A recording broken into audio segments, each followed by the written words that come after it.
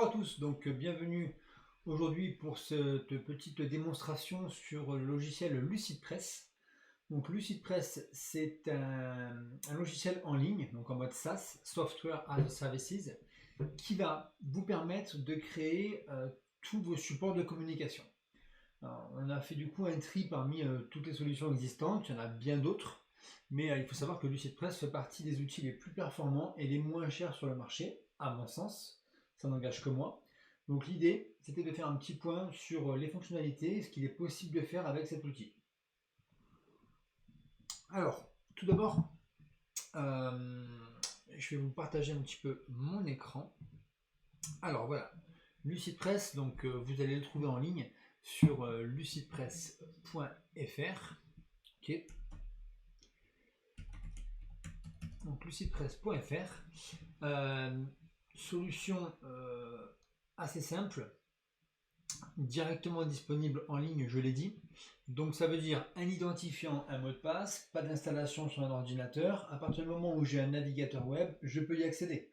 Que je sois chez moi, chez un collègue, chez un client, chez un fournisseur, une connexion, un navigateur et j'ai tous mes documents. D'accord? Système SaaS aujourd'hui à privilégier selon moi. Donc, LucidPress, on y est. Je vais vous faire une petite démo, on va faire un petit tour et vous allez voir un petit peu la façon dont c'est assez intuitif et pour moi c'est simple et efficace. Donc, on va démarrer aujourd'hui, on va faire une brochure, ok? Donc, première chose, dans le tableau de bord, ce qu'on appelle le dashboard de LucidPress, j'ai l'accueil, j'ai mes documents, j'ai des modèles que je peux enregistrer, des images. La ressource de la marque, on le verra pour gérer par exemple les codes couleurs ou les logos de la marque. Et puis d'autres fonctionnalités, pour l'instant on va peut-être pas s'y attarder. Il y a plusieurs packs qui existent, il y a un pack gratuit, mais limité en termes de nombre de pages. Et il y a un premier pack à partir d'une dizaine d'euros par mois, sans engagement. Ça veut dire que vous pouvez tout à fait prendre un abonnement, faire tous vos supports de communication pendant un mois finalement, les exporter au format PDF ou autre, et puis arrêter votre engagement. Et à ce moment-là, voilà, vous payez que pour un mois ou pour 2 mois, le temps que vous fassiez vos supports. Ensuite, c'est une solution, en tout cas c'est sans engagement. Et donc c'est plutôt bien pour les TPE, PME, artisans, porteurs de projets. On va pouvoir faire des brochures, des flyers, éventuellement des designs, des visuels pour les réseaux sociaux, des cartes de visite, des présentations. Et puis vous allez voir que c'est print à la fois pour imprimer, mais également on peut le faire sur la partie digitale. Donc on peut le faire adapté aux mobiles, aux tablettes ou aux ordinateurs bien sûr. Alors aujourd'hui, on y va, on part sur une brochure. Alors, règle numéro 1, dans les modèles, il y a toujours des modèles de base. Donc là, ici, on est sur impression, on est sur de la brochure. Je vais avoir des modèles pour tablettes, je vais avoir des modèles pour les réseaux sociaux. Voilà, je l'ai dit, des brochures, des cartes de visite, des flyers, etc. Nous, on a pris ici les modèles de type brochure. Ok, il y en a 79. Je pense qu'il est toujours intéressant de partir avec un modèle. Ne partez pas d'une feuille vierge, ça sert à rien dans le sens où sur internet il y a toujours un modèle existant. Donc pour aller plus vite, vaut mieux partir d'un modèle, ce qu'on appelle un template ou encore un gabarit, qui se rapproche le plus de ce que vous attendez, de façon à gagner du temps. Ok. Donc admettons que voilà, moi je sais pas, je vais en prendre parmi les premiers, je vais prendre celui-là. Ok, je peux le prévisualiser et je peux le sélectionner. Alors moi je pars sur celui-là, nouveau, on y va, ça m'ouvre directement un document. C'est enregistré, je tiens à le dire, alors, je vais marquer, hop, je vais lui donner un nom, démo du jour, tiens, démo du jour, LucidPress. Je peux créer un document collaboratif, forcément, je ne le fais pas maintenant, mais ça a vocation à être partagé avec des collaborateurs. On peut intervenir à plusieurs sur le même document. On voit qui fait quoi. Donc on peut co-construire ces documents. C'est tout l'intérêt aujourd'hui des suites collaboratives. C'est tout l'intérêt d'avoir des logiciels qui sont non pas installés sur votre ordinateur, mais accessibles en ligne en mode SaaS. Ça s'enregistre également. Regardez, c'est marqué enregistré. Si je fais une petite modification, automatiquement derrière, hop, enregistrement en cours, c'est enregistré en temps réel, quasiment pas de perte de données. Si j'ai une coupure de courant, tout va bien, tout s'arrête potentiellement. Mon document est sauvegardé sur les serveurs de LucidPress, aucun problème.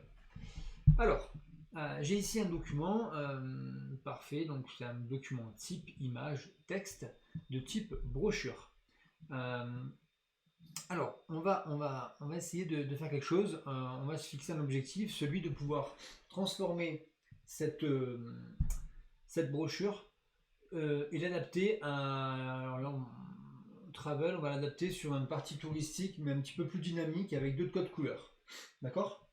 Donc, pour ce faire, ce que je vais commencer par prendre, c'est un logo, parce qu'il y a un logo avec des codes couleurs. Ok?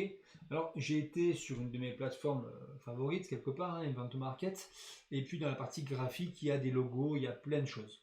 Donc là, j'en ai pris un vraiment pour la démo. Je suis tombé sur celui-là.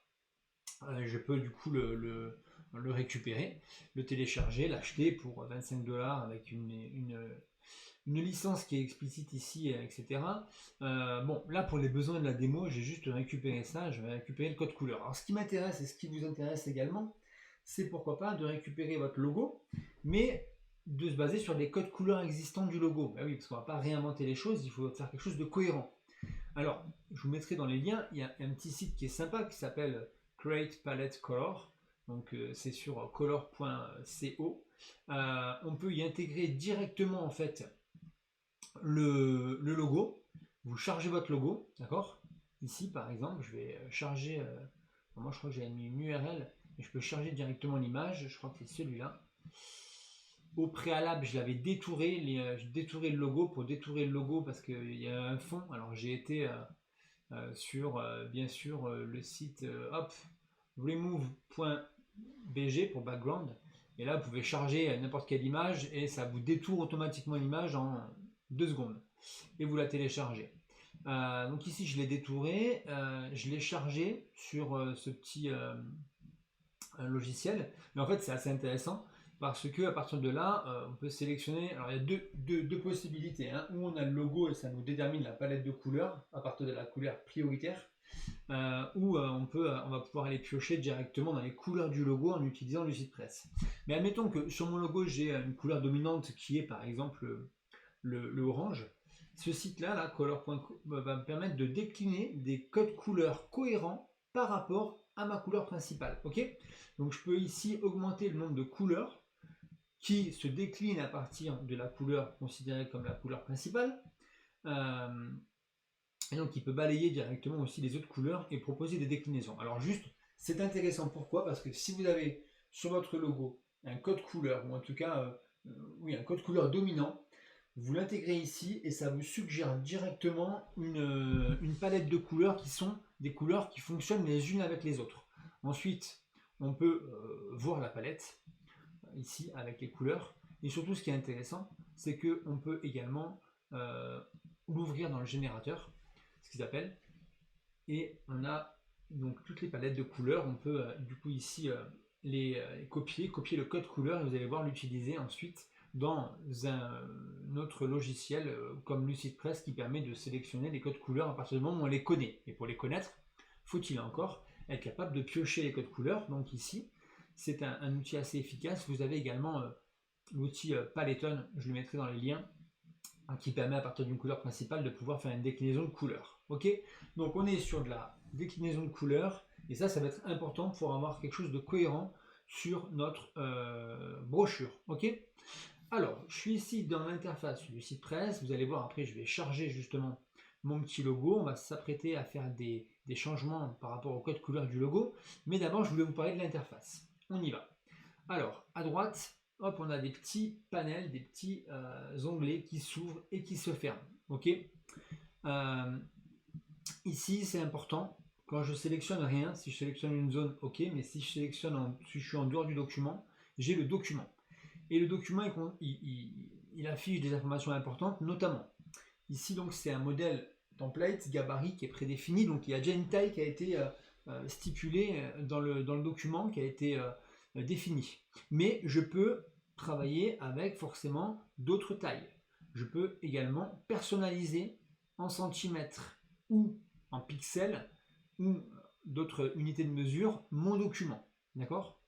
Donc si je veux faire un 4 par 3 ou si j'ai un format vraiment très spécifique, pas de problème. J'ouvre à la limite un document vierge ou un document existant et je vais du coup modifier les unités de mesure et la longueur, enfin la largeur et la hauteur. Bon, j'ai format paysage, portrait, en page double. Vous allez voir, c'est quand du coup on peut l'imprimer. J'ai également des marges. Ça c'est important. Pourquoi? Parce que quand vous êtes chez un imprimeur, on vous donne parfois des marges à respecter. Et là, vous les voyez, elles s'affichent ici en bleu. Donc si votre imprimeur il vous dit, ben Christophe, il me dit voilà, moi il me faut des marges de 50,05 cm de chaque côté, ben ok, je définis ma marge, d'accord, haut, bas, etc. Et je sais que si je m'écarte potentiellement en dehors de la marge, je risque d'avoir des problèmes à l'impression. Donc ça, pareil, à respecter les marges. Ok. Ensuite, je peux verrouiller mon document. Verrouiller, c'est-à-dire que je ne peux pas le supprimer. Regardez ici. Hop, j'ai le petit onglet, clic droit, je peux supprimer une page. Bon, il suffit que je verrouille mon document et j'ai plus la fonction supprimer. D'accord? Si vous collaborez ou autre, vous ne pas faire de bêtises. Bon, s'il y a une bêtise, il y a forcément le CTRL Z, le retour. Et puis vous allez voir, je vous en parlerai après, il y a l'historique des révisions, comme sur la suite Google Workspace, que j'adore. Et on peut revenir en arrière pour voir toutes les modifications. Donc rien d'alarmant, rien d'alarmant.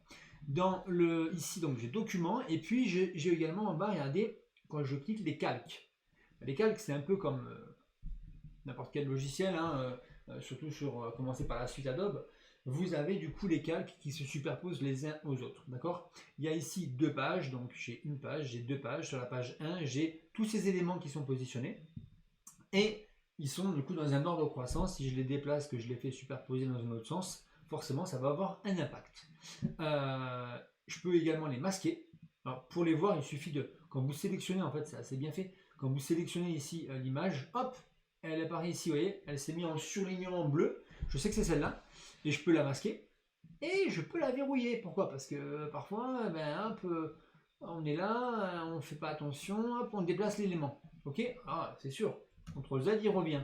Si je veux être tranquille, je prends mon calque, je peux le verrouiller. On verra également, clic droit, on peut verrouiller par ici, sans pour autant aller dans les calques. Ok, notion importante, document. Donc les paramètres du document, je double-clique pour fermer. Non, il ne veut pas. Si. Et les calques. Pour le côté gauche, on peut régler le document, rappelez-vous, en centimètres, en pixels, et on peut donner la taille qu'on veut au document. Très bien. Je parle juste également donc, des marges, des unités de mesure. Quand on va exporter, même si à la fin c'est pas grave, j'en parle maintenant, c'est important, on peut exporter du coup, alors c'est pas des DPI, là c'est des pixels, c'est des points par pouce, donc c'est pour exprimer une unité de résolution d'écran. Quoi qu'il arrive, pour faire simple, on n'est pas ici, on n'est pas sur une formation de graphisme, hein, c'est pour du web, on va utiliser l'écran, donc format plutôt allégé, largement suffisant pour de l'écran du web. Et puis si on doit imprimer sur des grands supports papier, on va avoir une définition hautement plus adéquate sur du 300, pas DPI mais 300 ppp. En tout cas, chose est-il, c'est que ça fera un support avec une définition optimale. Toutefois, veillez à prendre à la base un support ou une taille qui correspond à ce que vous allez imprimer. Peut-être pas faire du à l'échelle 1 forcément, mais voilà, toujours pareil, prenez conseil auprès de l'imprimeur. Que ce soit en ligne ou que ce soit chez votre imprimeur local, il vous dira exactement les règles à respecter. Au moins, vous n'avez pas de soucis. Vous avez également des préférences, des paramétrages couleurs. Là également, je ne vais pas faire un sujet là-dessus. Je vous invite juste à prendre en considération les paramètres de l'imprimeur. Si vous faites du Vistaprint en ligne, tout est marqué. Donc, vous pouvez paramétrer votre document pour qu'il soit conforme aux attentes de l'imprimeur tout simplement. On peut exporter en image, en JPEG, en PNG, etc. D'accord? Donc, voilà, j'en parle, ça c'était pour les paramètres. Ok. Maintenant, à gauche, alors, je ne voudrais pas que ça gêne ici, mais je vais enlever ma petite caméra. Donc, à gauche, on a un menu qui s'ouvre et qui se ferme également. On a la page 2, la page 1. Je peux redimensionner, rebouger, excusez-moi, réorganiser les pages, en ajouter, voire dupliquer une page d'accord, etc. Ou supprimer la page, d'accord, simple. Ici, j'ai un petit menu qui me permet également du coup d'avoir des options comme le texte, comme des formes, comme des images et d'autres choses qu'on verra peut-être plus tard. Et puis en haut, j'ai de base le menu, d'accord, le menu classique on va retrouver de toute façon avec les boutons et les options qu'on a sur le document directement. Et enfin, chose importante, quand je sélectionne une zone, j'ai un menu contextuel. C'est-à-dire que là, hop, c'est mon document à droite, vous voyez, je sélectionne une zone de texte, j'ai un menu contextuel. Ça veut dire que j'ai le texte qui est affiché ici avec la police, j'ai la forme éventuellement, et j'ai la mise en page, le positionnement de ma zone, ok, et d'autres paramètres. Donc voilà un petit peu pour l'interface. Pareil ici, quand je positionne et je touche ma zone, le menu contextuel s'affiche à droite et le menu ici, la barre de menu, ici également se met hop, de façon dynamique et je peux modifier les paramètres de la zone que j'ai sélectionnée. Ok, donc on est vraiment dans la découverte de l'interface. On a ici une zone de zoom. Ok, on a une fonctionnalité également clic droit qu'on pourra utiliser, qui permettra de retrouver finalement les menus qui sont proposés en haut. Et on a également une aide précieuse parce qu'on peut, voilà, quand on cherche quelque chose, eh bien, on peut aller chercher par soi-même et c'est plutôt très bien documenté. Donc voilà, c'est assez facile de s'y retrouver. Donc ici, on peut rechercher une fonctionnalité. Pareil, c'est la partie aide. Et donc je vous invite auquel cas à le faire parce que c'est plutôt très bien fait. Voilà pour la partie vraiment introduction, découverte de l'interface.